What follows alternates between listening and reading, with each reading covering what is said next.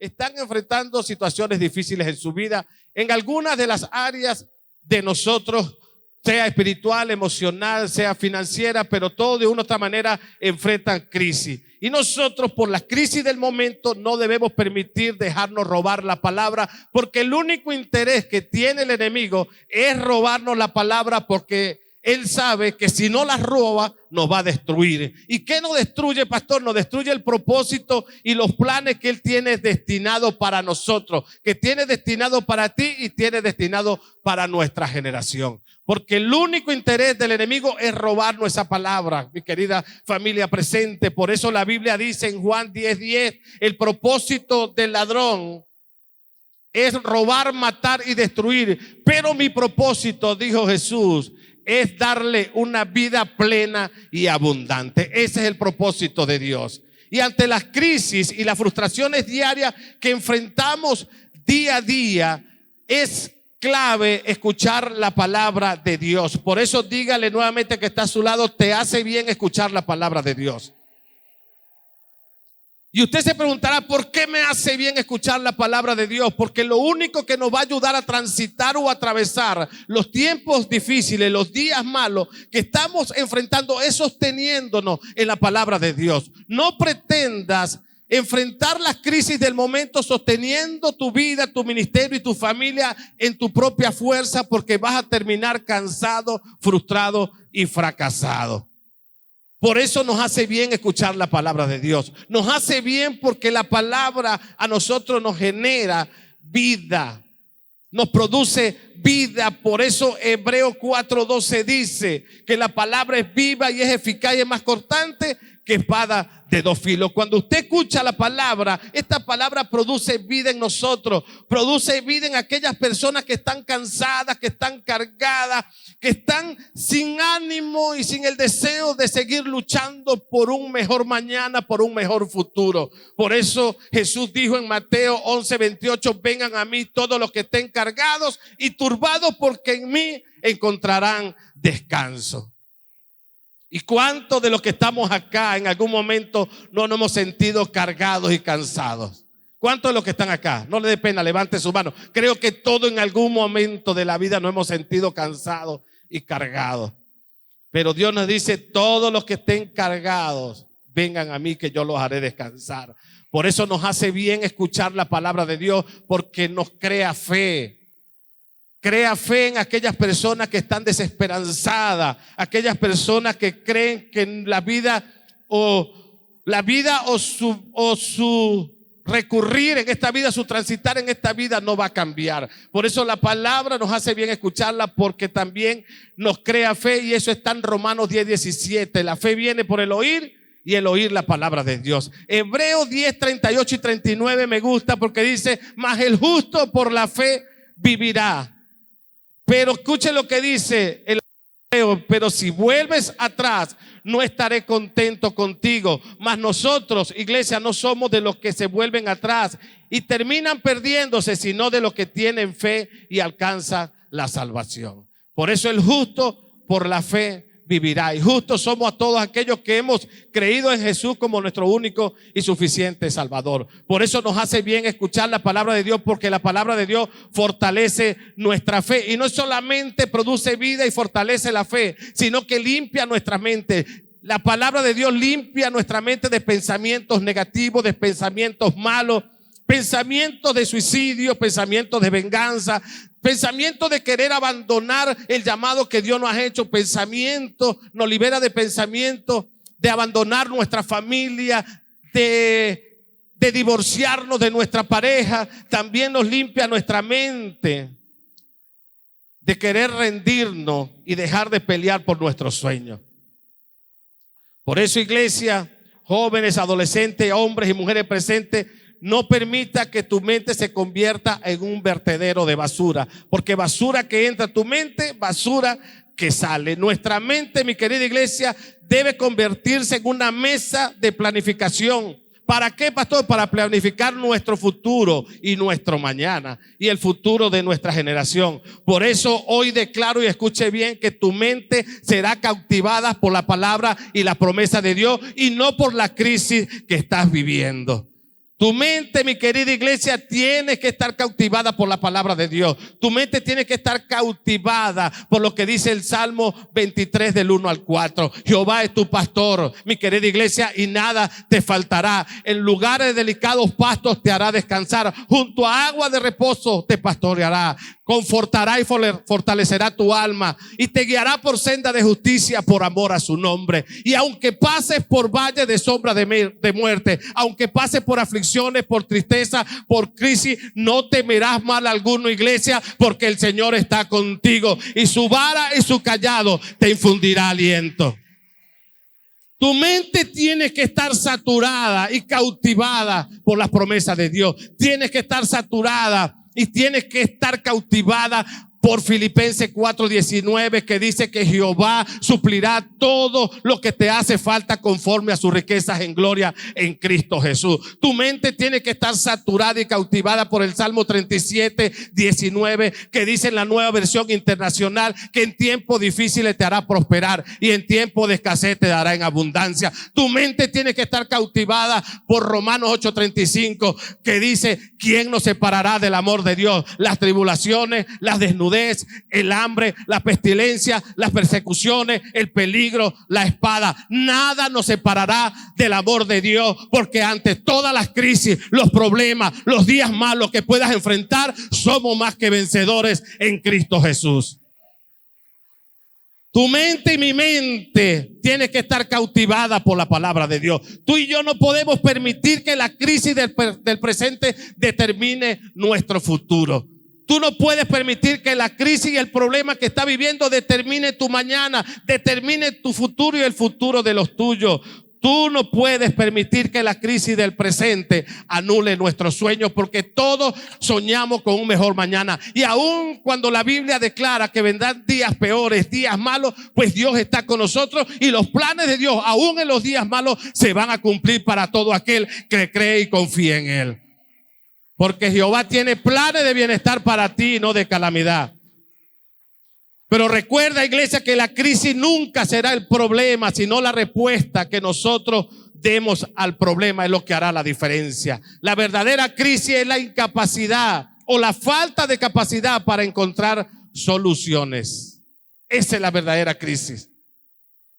La verdadera crisis no es el problema, sino la respuesta, la reacción que tú tengas ante el problema. Por eso les prediqué en días anteriores que tenemos que tener una actitud de fe y de vencedor ante las circunstancias de la vida, porque la actitud es clave. La vida es 90% actitud y 10% circunstancia, 10% problema. Y a veces nosotros humanamente vemos que la vida nos hunde y cada día nos asfixia por los problemas que vivimos, y vemos que el 90% de la vida son problemas y el 10% actitud. No es todo lo contrario, mi querida iglesia.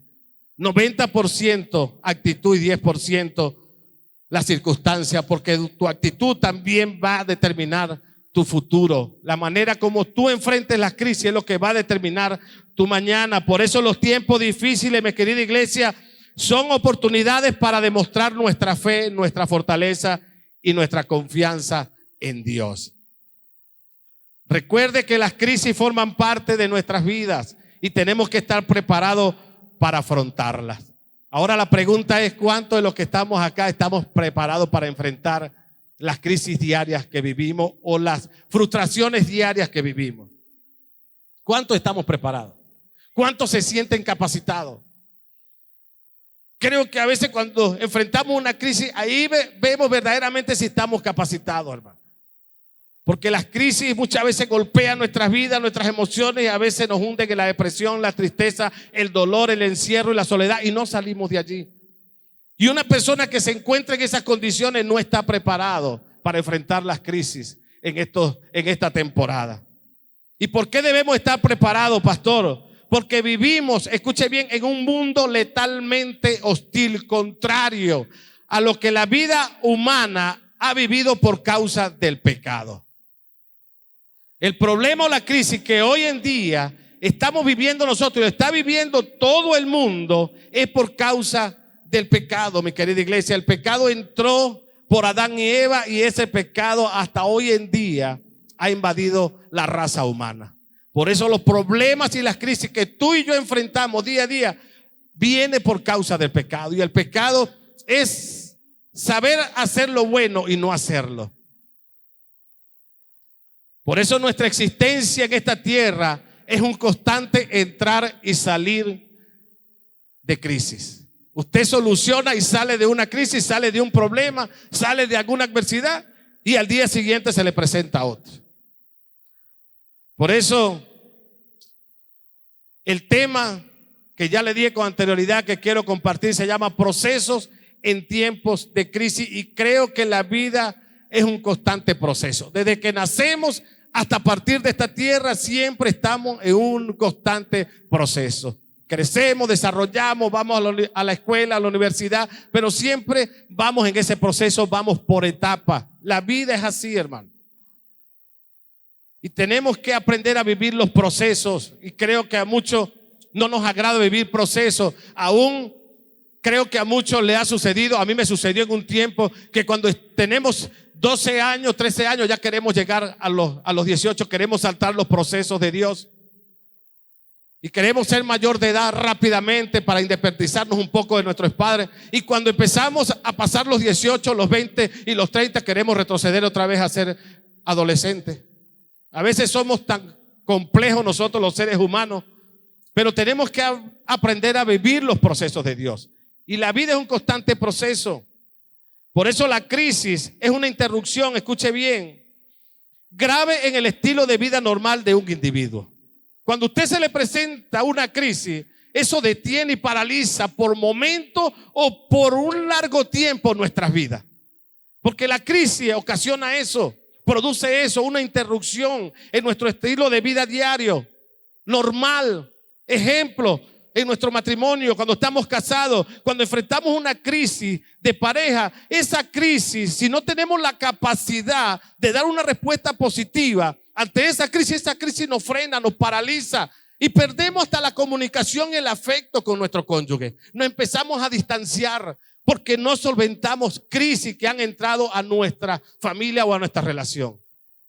Ejemplo, cuando enfrentamos una crisis de salud, gente que ha estado enferma por años, esa crisis también lo paraliza y lo detiene en su estilo de vida normal, de ir a trabajar, de hacer su rutina diaria.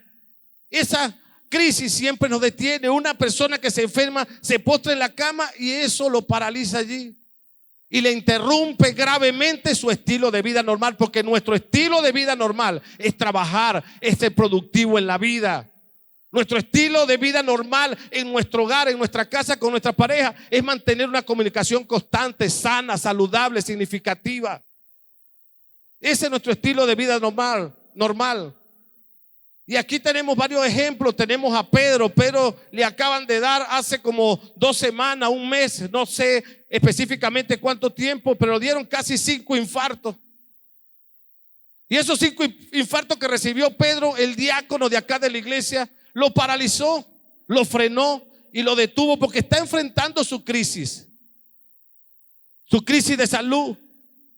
Y ahí lo detuvo porque ya hoy no lo vemos normalmente como usted lo ve todos los domingos sirviendo, haciendo su trabajo de servicio en la iglesia. Porque la crisis es una interrupción grave en nuestro estilo de vida. Y allí tenemos a Pedro de reposo. Está así, se está recuperando, sí, pero tiene que mantener un reposo por largo tiempo para hacerse su tratamiento y para que Dios siga perfeccionando la obra que ya comenzó, porque Dios no se lo quiso llevar, hermano. Dios no le quiso dar entrada al cielo todavía. Le dijo: Pedro, te faltan muchos días y años para que sigas sirviendo a favor del reino de Dios. Y creo que Dios va a ir perfeccionando la obra en él, en el nombre de Jesús. Aparte de los medicamentos que él está consumiendo, pero Dios va a seguir perfeccionando la obra en él. Tenemos a muchas personas de acá. Tenemos una hermana de protocolo que está pasando por un proceso de cáncer. Tenemos a la hermana Julieta en un estado delicado en la clínica con un tumor, creo, un coágulo en el cerebro que le ha afectado su estilo de vida normal, de ir al colegio, de ir a sus diligencias diarias. Tenemos a nuestro hermano Cheo de seguridad también, que se le subió el azúcar, hermano. Así que deje de consumir tanta refresco, porque eso le va a hacer daño. Tanto dulce, tanta torta, tantas tronchatoros. No coma tanto dulce, cuídese. Cuídese del pan, de los carbohidratos. Porque eso produce los dulces. Se le disparó el azúcar y ahí está Cheo con una situación difícil de glicemia, creo que se llama eso. Y tenemos que seguir orando por él. Tenemos también a la mamá de Aide, que están ahí orando para conseguir recursos para operarla de la vista. Mi suegra también está en una situación también de quebranto de salud. Y ese tipo de crisis que vivimos físicamente nos interrumpe nuestro estilo de vida normal. No sé si a ti en algún momento hay alguna crisis que hayas enfrentado, te haya producido o te haya paralizado tu estilo de vida normal. Creo que varios de nosotros hemos pasado por ese momento. Por eso hay crisis también, mi querida iglesia, que se producen de manera inesperadas, imprevistas, repentinas, para lo cual muchos de nosotros no estamos preparados y que genera problemas para las respuestas habituales. Por ejemplo, un accidente de tránsito. Son crisis o problemas inesperados que suceden de repente y que a veces no tenemos una respuesta común, una respuesta normal para esa crisis, sino que nos causa un shock. Porque son situaciones inesperadas, repentinas. Un infarto, un ACV que le dé a una persona que normalmente por fuera se ve bien, pero por dentro su organismo no está bien. Pero mi querida iglesia, si tomamos la palabra de Dios como fundamento, nosotros vamos a encontrar la solución y el poder para actuar y resolver cualquier crisis que enfrentemos. No importa el milagro que necesites, en la Biblia siempre encontraremos respuestas para cualquier situación. La Biblia es nuestro manual para el manejo de crisis. Por eso hay 5 procesos que necesitamos experimentar en medio de la crisis. Pero lamentablemente la gran mayoría de las personas solo experimentan 2 de estos 5 procesos y entonces caen en un abismo del cual parecieran no tener salida. Esto significa que la forma, escuche bien iglesia, que manejemos las crisis de la vida van a determinar el rumbo de nuestra existencia. Por eso la Biblia es nuestro manual de manejo de crisis. Y hoy vamos a hablar de un hombre en la Biblia, un personaje en la Biblia que muchos conocen y que no se dejó robar la palabra y las promesas de Dios por todas las crisis que él enfrentó. Un hombre que atravesó cada crisis sosteniéndose en las promesas de Dios, en la palabra de Dios. Su mente nunca fue cautivada por las crisis, sino por la palabra de Dios. Y cada crisis que enfrentó fue una oportunidad para él fortalecer y demostrar su fe, su confianza y su fortaleza en el Señor. Este hombre entendió que la crisis era parte de la vida y tenía que estar preparado para enfrentarla y superarla. Por eso este hombre experimentó los 5 procesos en tiempo de crisis.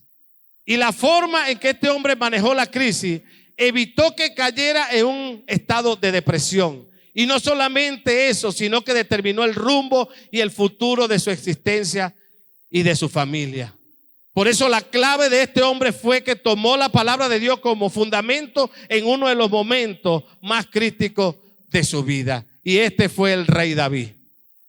Por eso en 1 Samuel, capítulo 30, versículo 1, encontramos a David experimentando una de las tantas crisis que este hombre enfrentó. Pero gracias a Dios que él pudo vivir la grandeza de los 5 procesos que se viven en una crisis. ¿Y cuáles fueron estos procesos, pastor, que vivió y superó David? El primer proceso que vivió David y superó David y que todos experimentamos en esta vida en tiempos de crisis es el desfallecimiento. Ese es el primer proceso o la primera etapa o la primera fase donde todos caemos en un momento de crisis. Y desfallecimiento es sinónimo o tiene por definición desánimo, desmayarse, o es la pérdida de fuerza o energía. Es sentir que la tierra firme se convierte en pantano. Es sentir que el oxígeno falta a nuestros pulmones. Por eso el versículo 1 de 1 de Samuel capítulo 30 al 4 dice: cuando David y sus hombres llegaron al tercer día a Siclag. Siclag era una ciudad que estaba situada en el centro, dice, del territorio de Judá, la cual el rey Aquís se la otorgó a David, o se la ofreció a David como un refugio para ocultarse de la persecución de Saúl. Eso era Siclag. Y dice la historia que al tercer día David llegó a Siclag, o sea que David tuvo 3 días fuera de Siclag. Y Siclag era el lugar donde él había levantado la tienda y tenía a toda su familia allí, sus hijos, las mujeres y la familia de los 600 hombres guerreros que a él le acompañaban. ¿Y qué sucedió, pastor? Que los amalecitas habían invadido el Neguev y Siclag y habían asolado, habían destruido a Siclag y le habían prendido fuego. Se habían llevado cautivas, prisioneros a las mujeres y a todos los que estaban allí, del menor hasta el mayor. Pero a nadie habían dado muerte, sino que se lo llevaron y siguieron su camino. Llegó pues David con los suyos a la ciudad, o sea, con los 600 hombres, y se encontró que toda la ciudad de Siclag, las tiendas, sus pertenencias estaban quemadas y que sus mujeres y sus hijos habían sido llevados cautivos. Entonces David y la gente que lo acompañaban lloraron a voz en cuello hasta que le faltaron la fuerza para llorar. Imagínense la escena de estos 600 hombres junto al rey David.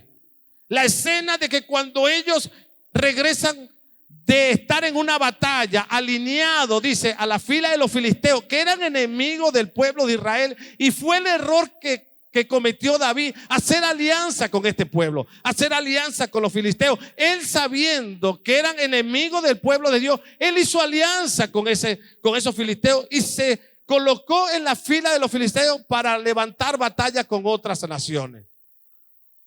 Y esto es una enseñanza: tú no puedes hacer alianza con yugos desiguales.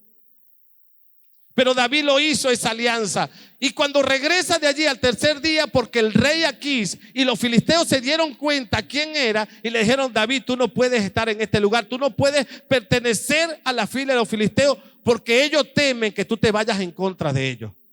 El rey Aquís, el que le ofreció Siclag como un refugio para David, le dijo: David, tienes que irte. Y él, en su fidelidad a este rey Aquís, le hizo caso y se fue a Siclag al tercer día. Y cuando llegó con los 600 hombres, se encontró que toda la tienda y todo lo que él habían construido, habían levantado, había sido quemado y destruido. Cuando ellos venían con el deseo y la intención de ser recibidos por su familia, ser recibidos por su gente, que la gente se alegrara cuando ellos llegaran. Y cuando vieron, todo estaba en ruina, todo estaba en ceniza, hermano. Y dice que estos 600 hombres comenzaron a llorar en voz en cuello, o sea, gritaban, gemían desde adentro. Estos 600 hombres junto a David desfallecieron. Vivieron ese proceso de fallecimiento, siendo David un hombre conforme al corazón de Dios, un hombre que peleó contra osos y leones, un hombre adiestrado para la guerra. Y cuando vio esta situación, dice que lloró desconsoladamente frente a esa crisis, cuando vio todo quemado y su familia secuestrada y llevada como prisionero. Y uno de los errores que cometió David y que están cometiendo muchas personas hoy en día es que están dejando abandonadas a su familia. David prácticamente dejó solo a su familia sin protección alguna. Y cuando usted deja solo a su familia, a sus hijos, sin protección, vienen los amalecitas, corren grave peligro. Vienen los amalecitas, invaden tu territorio, tu casa, y te destruyen tu familia. Y los amalecitas hoy en día representan las redes sociales.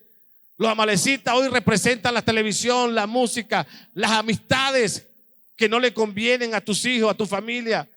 Cuando tú dejas desprotegido a tu familia, eso es un grave error. Tú tienes que estar pendiente de tu casa, de tu familia. Nunca dejar desprotegido tu casa y tu familia, tu hogar, tus relaciones, tu matrimonio. Porque pueden llegar los amalecitas y te pueden destruir. Tú nunca puedes estar desprotegido tú misma como persona. Tienes que estar todo el tiempo habitando bajo el abrigo del Altísimo y morando bajo la sombra del Omnipotente. Porque pueden venir los amalecitas, situaciones, crisis que van a golpear tu vida y te van a sacar del propósito y los planes que Dios tiene destinados para ti. Por eso, al igual que David, ¿cuántas personas en la actualidad, y tú puedes ser una de ellas, que están llorando desconsoladamente al saber que su familia o algún familiar ha sido secuestrado o está desaparecido? Y creo que esto es algo que muchas personas están viviendo. Están llorando desconsoladamente. Uno porque se le ha desaparecido algún familiar, no lo encuentran. Otro porque lo han secuestrado y están presos y no saben las condiciones en las que se encuentran. ¿Cuántas personas no han sido también llevadas o están en otros países y los familiares no saben las condiciones en que se encuentran? ¿Cuántas personas en este momento están llorando desconsoladamente porque lo han perdido todo? Han perdido trabajo, han perdido negocio, han perdido dinero. ¿Cuántas personas, al igual que David, están pasando por este proceso? Que hoy en día te encuentras como si lo hubieras perdido todo, te encuentras en la nada. Y esto te lleva a perder la fuerza, te lleva a perder la energía, te lleva como cuando te faltan oxígeno a tus pulmones. Usted no ve que cuando una persona pierde algo y lo pierde todo, que le duele demasiado cuando lo pierde, le aprieta como el pecho, parece que se asfixia. Hay algo como si le falta oxígeno y usted tiene que darle ánimo por la espalda y tratar de sacarlo de esa crisis. Y así le dio a Pedro, hermano. Aquí cuando le dio el infarto, que venía de la panadería, se sentó ahí con un dolor en el pecho y yo empecé a darle por la espalda. Y le decía: Pedro, todo te va a pasar, tranquilo. Se quedó como sin oxígeno, como falta de fuerza por la crisis que estaba enfrentando del infarto que le dio. Y como él me había dicho con anterioridad qué es lo que se había ingerido de alimento, yo le decía: tranquilo, Pedro, que ese es el suero, ese es el aguacate que te comiste, que lo tienes ahí apretado. Tranquilo, vamos para que boten los gases. Y era que estaba infartado, hermano.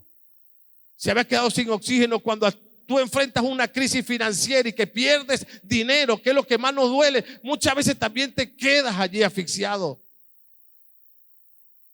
Cuando pierdes familia, cuando pierdes un hijo, hay gente que llora y grita. Usted no lo ha visto en la urna cuando pierden un ser querido y gritan con un llanto desgarrador que sale de adentro. Es porque pierden la fuerza, por eso se desmayan. Y hay gente que hay que darle con un abanico y echarle aire y ponerlo a oler alcohol porque pierden la fuerza. Así estaban estos 600 hombres llorando, gritando ante esa situación. Y hay un mito, mi querida iglesia, que nos enseñaron, y es el mito que llorar es símbolo de debilidad y pérdida de fe.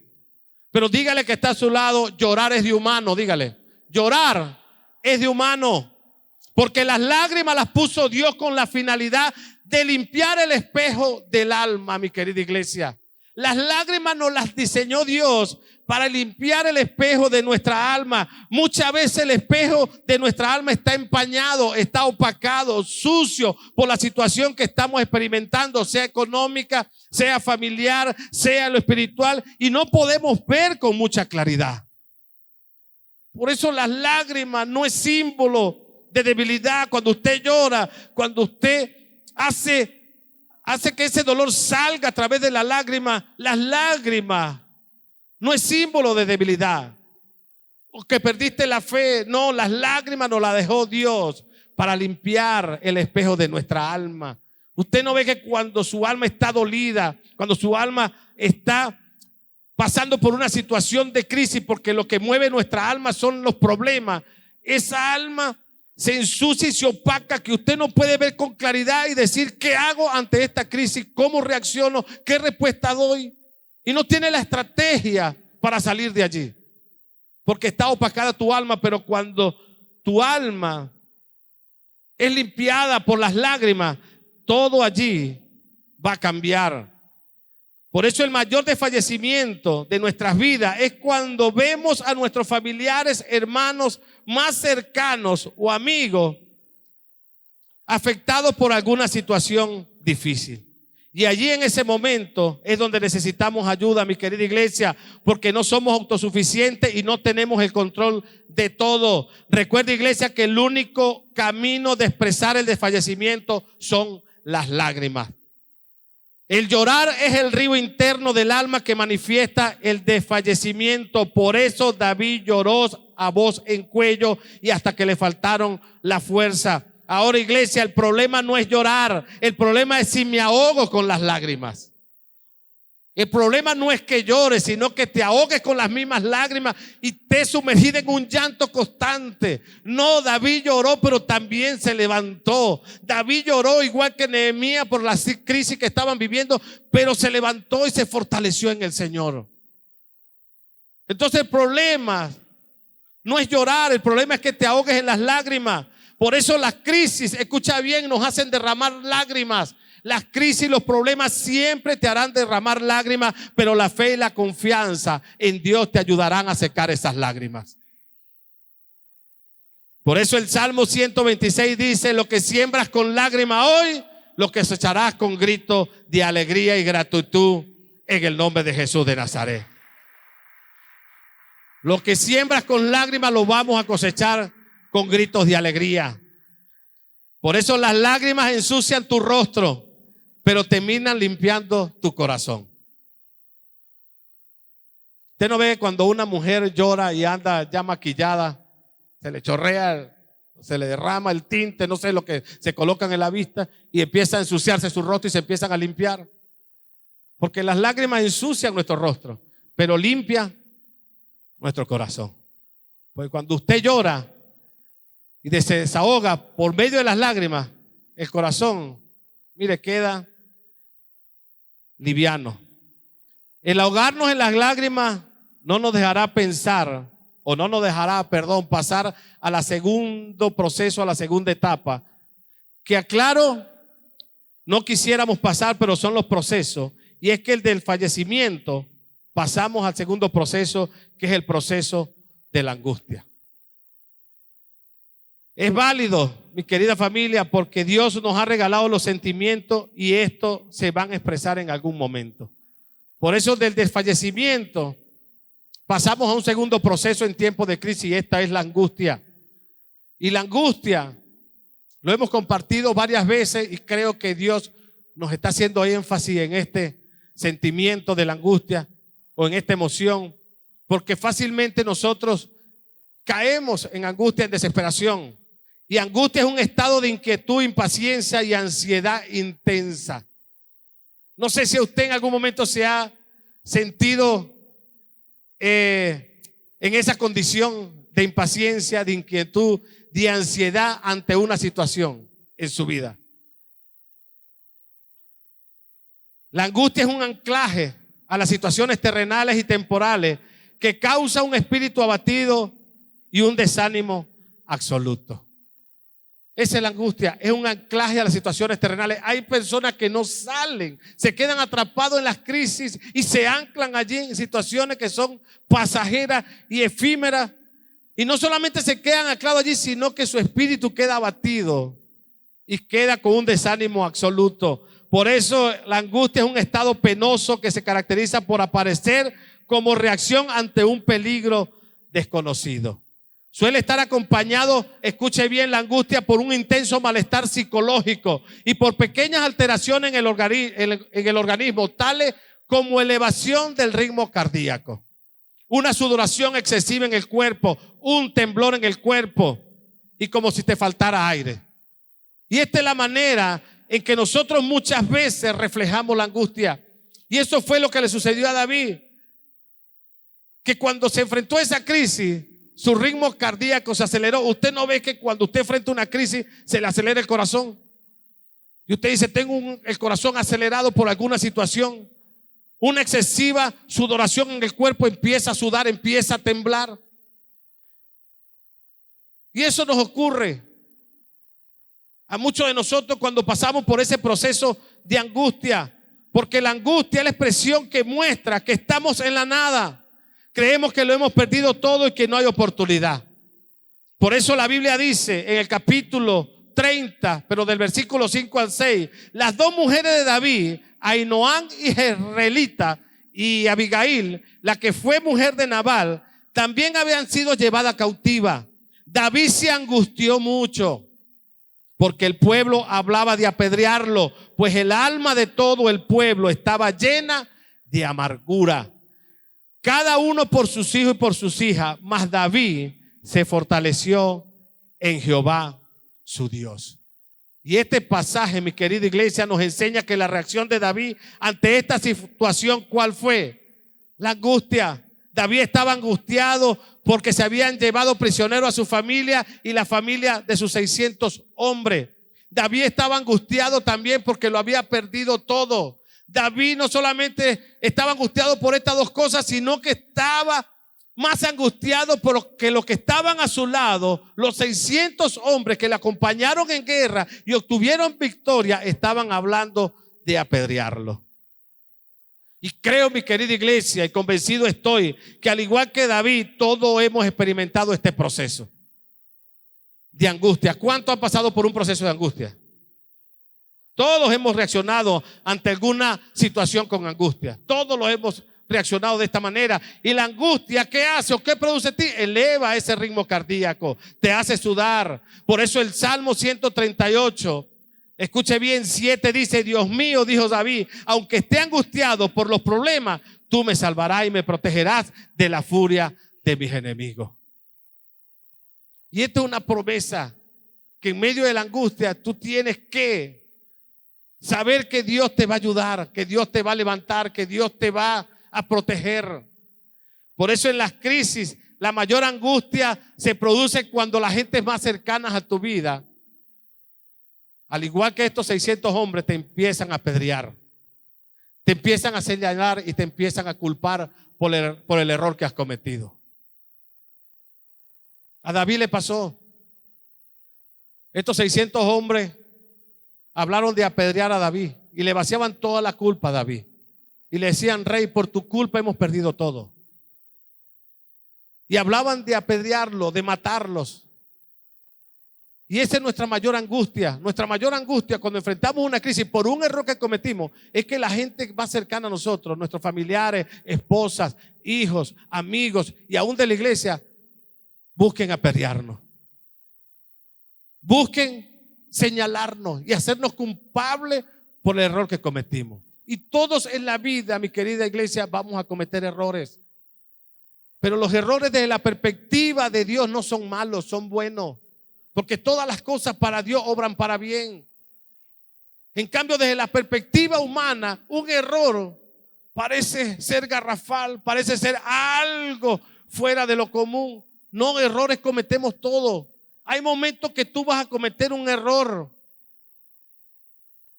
y te vas a sentir angustiado porque ese error que cometiste causó un problema, causó una crisis y te sientes mal, te sientes afligido, te sientes triste. Pero más triste nos sentimos cuando alguien que está cerca de nosotros, que esperamos que nos levanten las manos para seguir adelante, terminen apedreándonos con sus palabras, con sus señalamientos, con sus críticas. Nosotros tenemos una gran responsabilidad de querer sacar la iglesia adelante, de querer hacer las cosas bien, pero como pastores vamos a cometer errores. Y nosotros esperamos, y usted también espera, que en medio de esos errores nosotros apoyemos y sigamos remando juntos para nosotros seguir extendiendo el reino de Dios en esta tierra. Y eso lo he enseñado yo constantemente, lo enseñé en la iglesia de Equivo por mucho tiempo. A todos los servidores de Equivo lo estoy enseñando acá en la iglesia, y he comenzado también por el ministerio de adoración, el ministerio de producción. Porque cada vez que hay una falla en la pantalla, algún error que se comete, una luz, el micrófono, la pila, cada uno de ellos se ponen nerviosos, creyendo que uno le va a llamar la atención y va a ir bruscamente a regañarlo o a apedrearlo o a herirlo con una palabra. Yo le digo: hijo, no, tranquilo, Porque nadie de ustedes va a querer hacer las cosas malas. Vamos a ver este error como algo bueno, de la perspectiva de Dios. Porque los errores nos hacen mejorar. Los errores nos hacen crecer. Los errores en la vida nos hacen avanzar. Nunca veas un error en tu vida como algo que te destruyó y como algo que te tumbó. No, verlo como algo, como un eslabón más, un escalón más, donde eso te va a llevar a otro nivel de madurez en tu vida. Nos va a promocionar. Los errores nos promocionan, nos elevan, nos catapultan a ser mejores cada día. Pero eso se forma, mi querida iglesia. Pero nosotros tendemos humanamente que cuando alguien comete un error, a señalarlo y a criticarlo. Tenemos que aprender, mi querida iglesia, a vivir los procesos en tiempo de crisis. Y el primer proceso que vivimos todos es el de fallecer, es el de perder la fuerza, donde nos faltan energía. El segundo es la angustia. En conclusión, mi querida iglesia, el desfallecimiento nos lleva a la angustia y esta angustia dispara la depresión. ¿Cuántas personas no han pasado por este estado o esta condición de depresión? A bajo nivel y a un alto nivel. Gente que creen que no están deprimidas, pero andan deprimidas. Y creo que la hermana Lilda en una de las predicaciones nos dijo y dio su testimonio. Y ella se evaluó y dijo: yo pensaba que yo no era una persona deprimida y estaba deprimida. Y usted la veía normalmente, pero en su interior estaba deprimida. Esas son depresiones a bajo nivel. Pero hay otras depresiones que son a alto nivel. Son personas que se encierran y se tiran al abandono y se quedan encerrados en un cuarto a oscuras, sin el deseo de seguir y levantarse a luchar por sus sueños, por su familia, por sus metas, por el llamado y el propósito y los planes de Dios. Y hay una fábula que cuenta cómo el diablo una vez ofreció en venta algunas de sus herramientas. Ahí estaban la malicia, el odio, los celos, el engaño y algunas más con los precios indicados para cada herramienta. Una, apartada de las demás, llevaba un precio muy alto. Y cuando se le preguntó al diablo por qué se consideraba de tanto valor, este replicó: porque es mi herramienta más eficaz y se llama la depresión. Con esta puedo superar y vencer a cualquiera. David, en medio de la crisis que enfrentó, pudiera haber quedado atrapado en la depresión, en el encierro y la soledad. Y a David le pasó una vez, y no me acuerdo en dónde está ubicado en la Biblia, pero David tuvo una guerra, y después de haber vencido esa guerra, dice que David se fue a una cueva y se encerró. Pero él convirtió su encierro no para deprimirse, sino para adorar y exaltar al Rey de Gloria, aún en medio de la depresión que vivió. Y en medio de esta crisis, David todavía pudo haberse quedado encerrado, pero no lo hizo. Porque lo más fácil para nosotros y lo más cómodo para muchos es que cuando están pasando por un proceso de angustia, caer en la depresión y en la soledad y en el encierro es lo más fácil. Es desconectarme de lo que estoy viviendo. Para la mayoría de las personas eso es lo más fácil. Enfrento una crisis, no tengo la capacidad para enfrentar y superarla, entonces me encierro. Eso es lo más fácil. Y me empiezo a justificar. Empiezo a levantar argumentos que no tienen un fundamento sólido. ¿Y cuántos de los que estamos acá no hemos caído en esa situación de encierro y soledad? Pero sin embargo, mi querida iglesia, cuando la ayuda humana desaparece, como le pasó a David, solo nos quedan dos caminos por tomar: caer en la depresión o buscar el rostro de Dios. El Salmo 34, 17, 19 dice: Dios escucha a los suyos y los libra de sus angustias. Dios siempre está cerca para salvar a los que no tienen ni ánimo ni esperanza. Los que son de Dios podrán tener muchos problemas, pero Él nos ayudará a vencerlos. Termino con esto. Iglesia, busca y adora a Dios en medio de tus procesos, porque pronto la mano de Dios se moverá a tu favor y todos verán cuán grande es tu Dios. El Dios que va a ayudarte a resolver y a superar tus problemas. En tiempo de crisis, busca y adora a Dios. No te canses, mi querida iglesia, de buscarlo. No te canses de adorar a Dios.